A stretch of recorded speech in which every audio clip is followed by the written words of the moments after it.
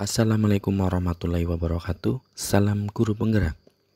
Perkenalkan, saya Supriyati, CGP Angkatan 9, SD Negeri 3 Kedungwinangun, Kecamatan Klirong, Kabupaten Kebumen.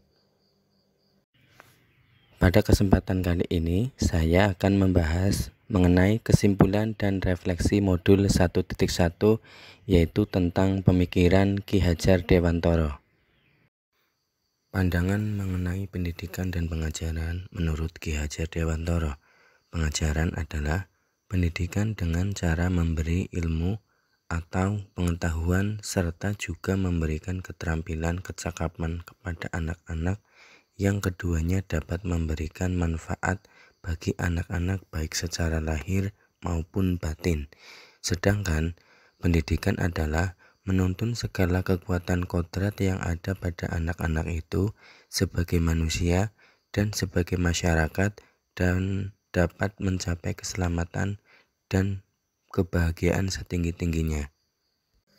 Trilogi pendidikan menurut Ki Hajar Dewantara yaitu yang pertama, Ingarso Sungtulodo sebagai seorang guru atau pendidik harus menjadi tauladan bagi semua peserta didiknya.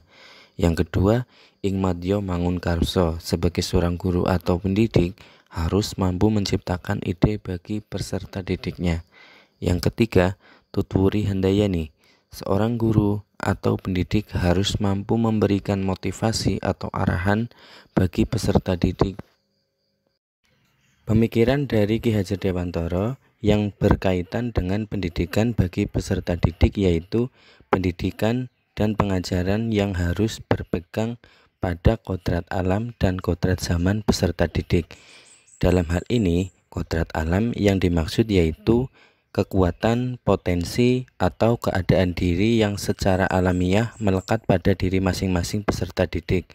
Sedangkan kodrat zaman yaitu kekuatan, potensi, atau keadaan diri yang berubah sesuai dengan kondisi sosial budaya masyarakat atau perkembangan zaman.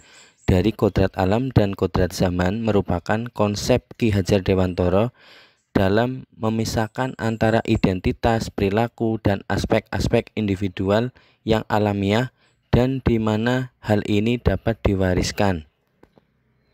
Selanjutnya, mengenai refleksi pemikiran Ki Hajar Dewantara. Yang pertama yaitu apa yang Anda percaya tentang murid dan pembelajaran di kelas sebelum Anda mempelajari modul 1.1.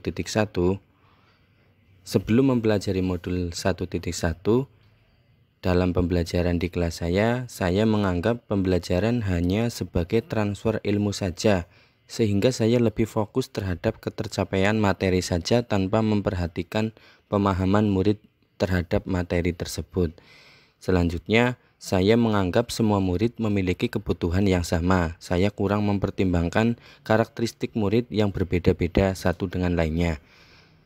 Yang selanjutnya, saya hanya memperhatikan nilai kognitif atau nilai kognitif hanya menjadi acuan dalam tujuan pengajaran yang saya laksanakan. Saya menganggap pembelajaran berhasil jika murid telah mencapai nilai KKM semata.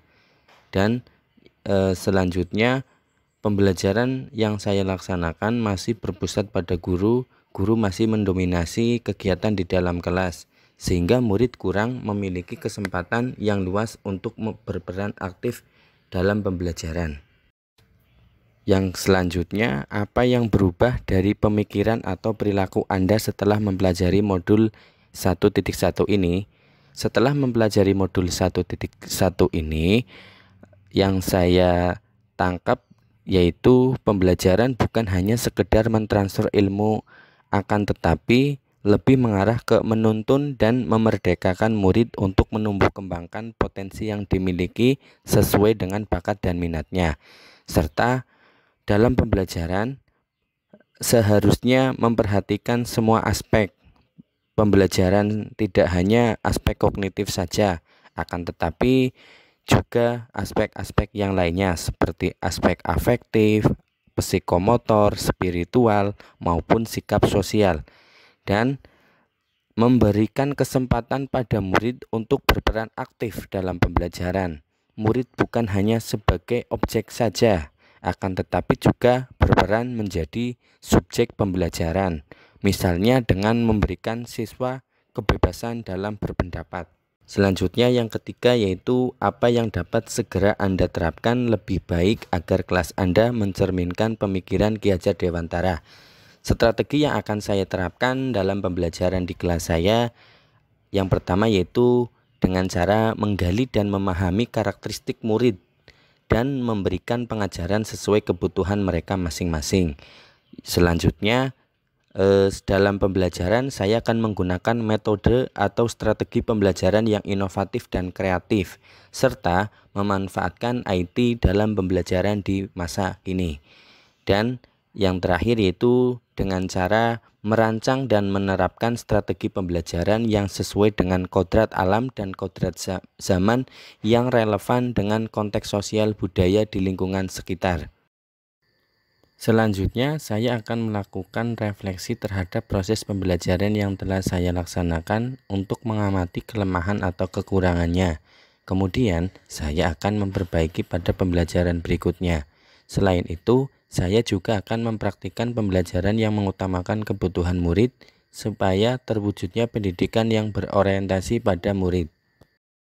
Jadilah guru yang menuntun, memberikan teladan, memotivasi, dan melaksanakan pembelajaran yang berpihak pada murid. Sekian dari saya. Terima kasih sudah menonton. Wassalamualaikum warahmatullahi wabarakatuh. Salam guru penggerak.